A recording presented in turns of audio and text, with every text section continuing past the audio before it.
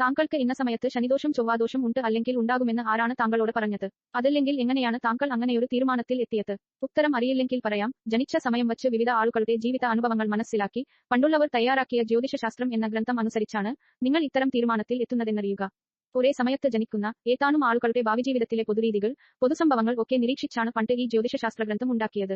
എന്നാൽ നിഴലുകൾ നോക്കി സമയം മനസ്സിലാക്കിയിരുന്ന പണ്ടുകാലത്ത് കൃത്യമായി സെക്കൻഡുകൾ, മിനിറ്റുകൾ അളക്കാൻ സാധിച്ചിരുന്നില്ല എന്നതിനാൽ സമയം നോക്കി പണ്ടുണ്ടാക്കിയ ജ്യോതിഷ സിദ്ധാന്തത്തിൽ തെറ്റുകൾ സ്വാഭാവികമെന്ന് വിലയിരുത്തി ആ ജ്യോതിഷ സിദ്ധാന്തങ്ങളെ പാലിക്കണോ വേണ്ടയോ എന്ന് സ്വയം തീരുമാനിക്കുക. ഇന്നുപോലും ഓപ്പറേഷൻ തിയേറ്ററിൽ ഒരു കുട്ടി ഉണ്ടാകുമ്പോൾ കൃത്യം സമയം രേഖപ്പെടുത്തണമെന്നില്ല. കുട്ടിയുടെയും മാതാവിന്റെയും ജീവൻ സംരക്ഷിക്കുക എന്നതിനാണ് അവിടെ പ്രാധാന്യം. പ്രപഞ്ചശക്തിയെ അല്ലെങ്കിൽ ദൈവത്തെ ആരാധിക്കുന്ന സംസ്കാരം തുടങ്ങിയത് ജ്യോതിഷ സിദ്ധാന്തങ്ങളിൽ നിന്നുമല്ല എന്നറിയുക.